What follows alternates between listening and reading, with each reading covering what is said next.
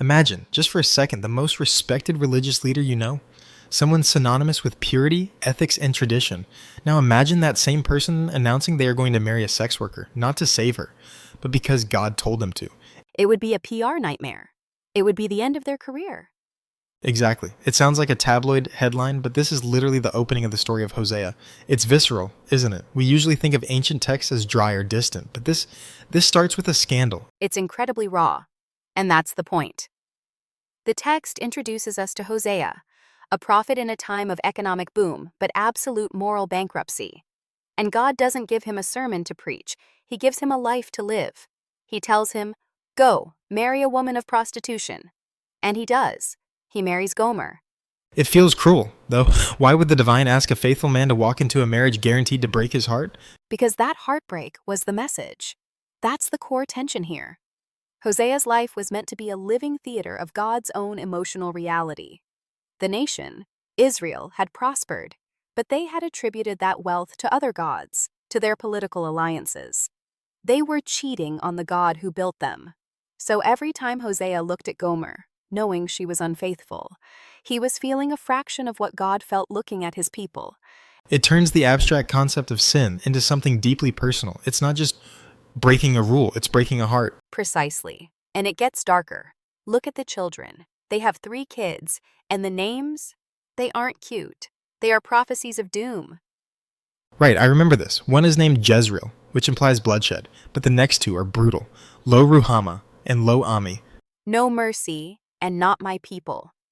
Imagine calling your child not my people. It's a declaration of divorce. It's God saying, the covenant is broken, we are strangers now. It signifies a total collapse of identity. And yet, the text describes a society that doesn't seem to realize it's collapsing. They are still religious, right? They are still going to the temples. That's the irony. Chapter 4 through 6 paints this picture of a society that is hyper-religious, but morally hollow. There's a line where the text says, "I desire mercy, not sacrifice." They were slaughtering animals by the thousands, doing the rituals, checking the boxes, but they were exploiting the poor, lying and killing. It's performative religion.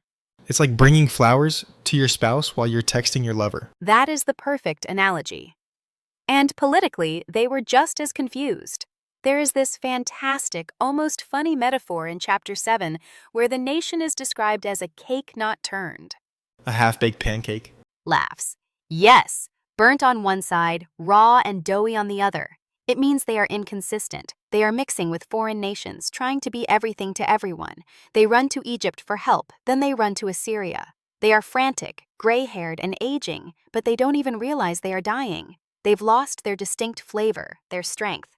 That gray hairline really struck me. Gray hairs are here and there on him, and he doesn't realize it. It suggests a lack of self-awareness, a nation sleepwalking into oblivion.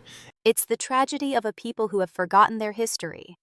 They think their prosperity is their own doing, or a gift from these foreign powers. The text says they are like a silly dove, fluttering between predators, thinking they are finding safety when they are actually flying into a net.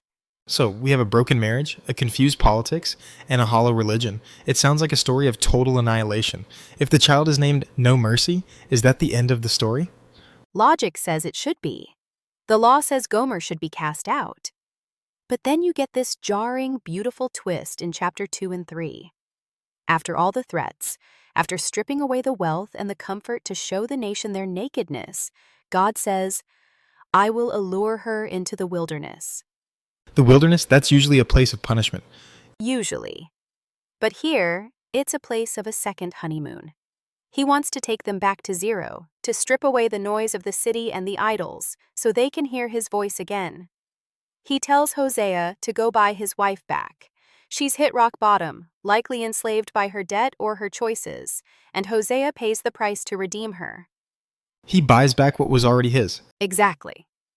And he says, "You will live with me many days." It's a forced reset, a period of silence without kings, without sacrifices, without the political maneuvering.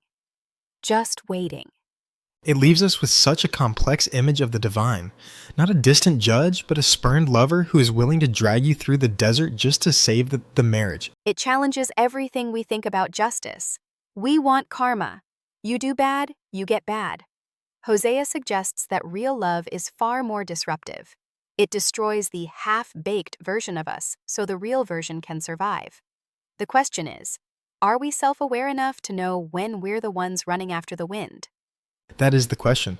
Are we the silly dove, or are we ready to walk into the wilderness? A haunting, beautiful thought to end on. If you have been blessed by this, please like, subscribe, and share this joy with others.